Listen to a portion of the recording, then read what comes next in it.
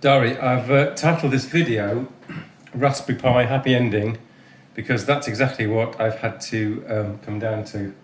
So this is actually a video about frustration with what should work but doesn't work. Something that if you're an IT person, you're probably very well acquainted to.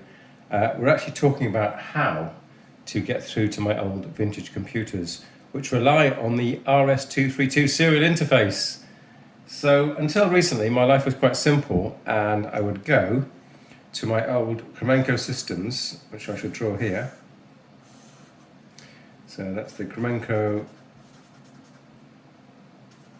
for example, Z2 system, which has a 25-pin serial port. Now in the old days, you'd have a fixed function terminal, which you'd sit in front of, and that would go with a serial cable into that. Can one not see that? There's a problem with the focusing here. Hang on. Okay. So in the olden days, you'd go from a fixed function terminal, a dumb terminal, let's say, and you'd go through the serial port to the 25-pin serial interface. Of course, only wires 2, 3 and 7, transmit, receive and ground, were actually needed, but there were a few other handshaking wires that might be put in there. Anyway, fast wind to 2022. How would I get to this machine, which is still working? This is circa 1979. The way that it would be done is from a Windows workstation.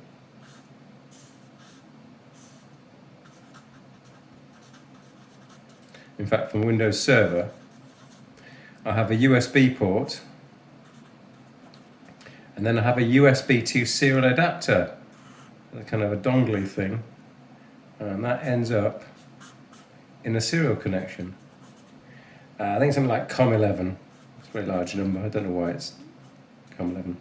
So that's how I would go from a Windows Server to there, and on the Windows Server I can run something called PuTTY, which is an internationally famous emulation program, and that can be used to talk to your COM ports. And via the PuTTY program, it would go through, and you'd access the operating system here. Now, in 2022, I was foolish enough to think about using an Apple Mac as my principal workstation,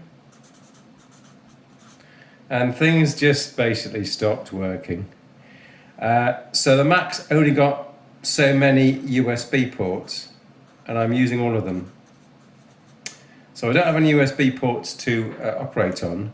So I thought, I know, if I could buy a Bluetooth to serial adapter, so Bluetooth to serial adapter, I could go from the Mac to this little gadget box using Bluetooth, and then out of that is a port, a physical serial port, and I just connect that port to here. And guess what? Hours of my life wasted later, it doesn't flipping work. Now, the beef isn't so much with the Apple Mac computer, it's with the hardware. So I'm going to show you the faulty hardware. It just does not work. So Exhibit 1 is this gadget here. And I've got a second gadget. Let's get it out. Till I get it out the bag. I will get it out the bag.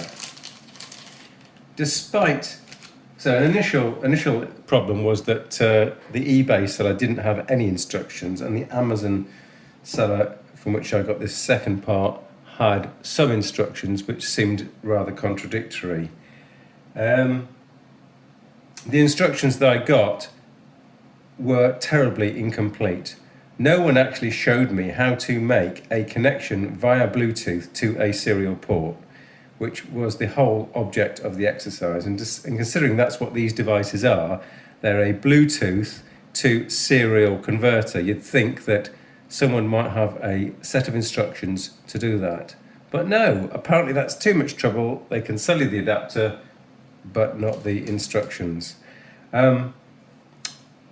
how far did I get? Well, at no point was I able to convincingly talk to this device.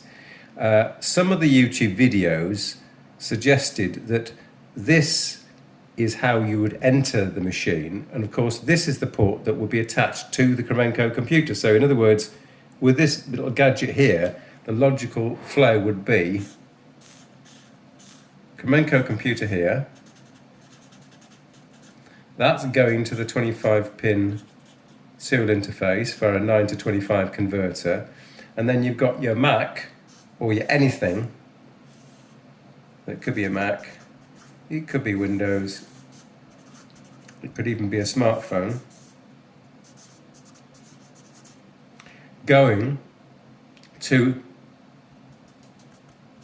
the Bluetooth interface, and it uses something called serial over Bluetooth.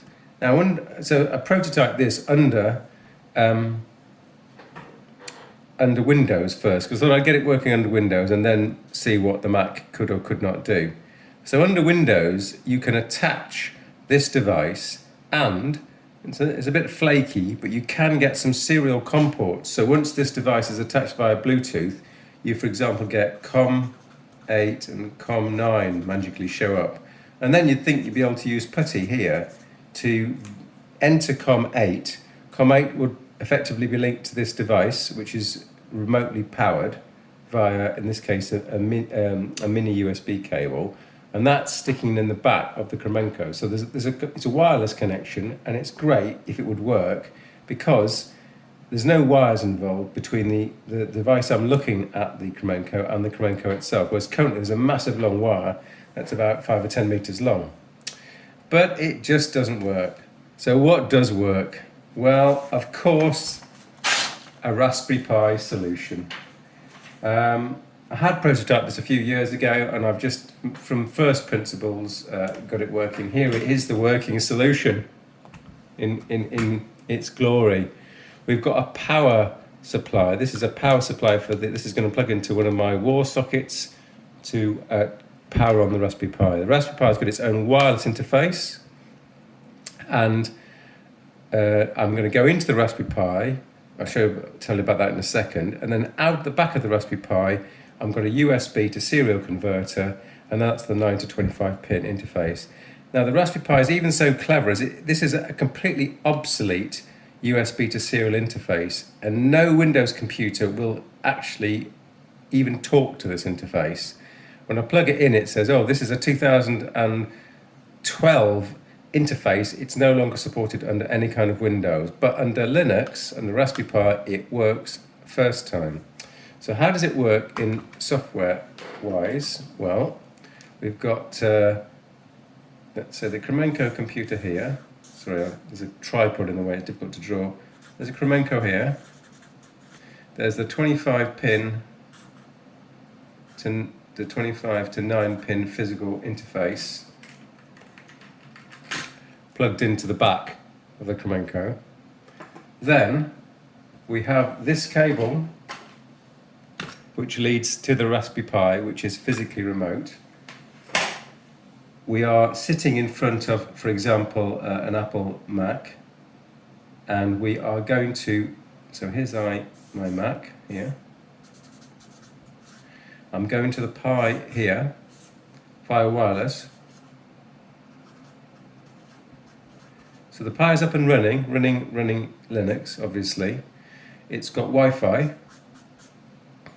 Mac's got Wi-Fi. I'm just using an SSH command with the relevant parameters and ports to jump into this Raspberry Pi.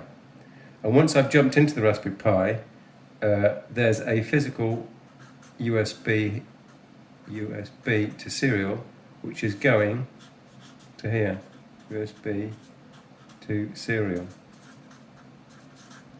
So all we're doing is we're SSHing in, then we're going to type screen/dev/tty/USB00, and I'm writing 9600 baud as well, since that's the baud rate which this old computer will recognize. So SSH gets you to here, And then when you're sitting on here, your login line from this Linux Raspberry Pi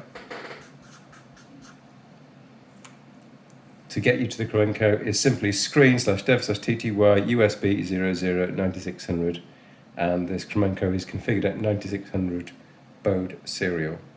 So that is it.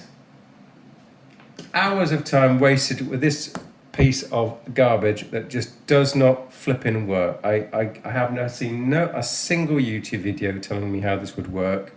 One YouTube video about the AT commands, like it's a modem, which I can imagine would work if it did work, but it doesn't work.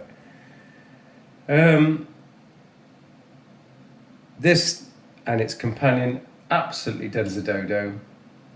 Standard Linux, Raspberry Pi, plug, USB to serial interface, works absolutely fine.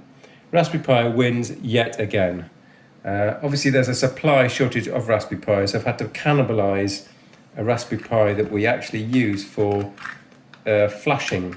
In our smart home we flash devices with something called Tasmota, and this is a device that we normally only use for that flashing. It's an old device. It's not a 4B because I had issues with 4B's flashing, and this runs typically to your convert to reflash smart home devices. But right now, because of the Raspberry Pi shortage, which is going to continue for some while, it's going to be used as a Kremenko connector. So thanks for watching, Diary. It's a bit of a rant, but Raspberry Pi wins, and good old hardware Bluetooth, which I had thought was going to work fine, loses. Thanks for watching.